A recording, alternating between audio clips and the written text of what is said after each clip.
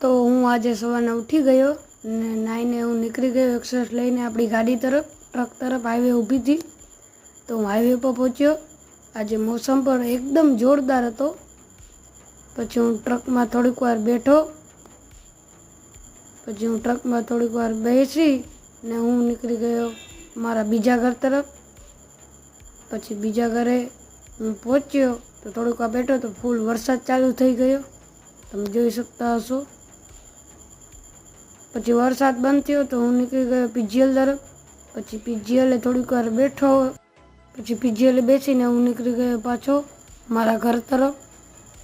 પછી હું મારા ઘરે પહોંચી ગયો તો અહીંયા થોડોક ધીમો વરસાદ ચાલુ થઈ ગયો. પછી હું ગયો ટ્રકમાં. પછી ટ્રક લઈને અમે નીકળી ગયા ગેરેજ તરફ. ગેરેજે પહોંચ્યા હતા તો 2 ગાડી આવી હતી આજે.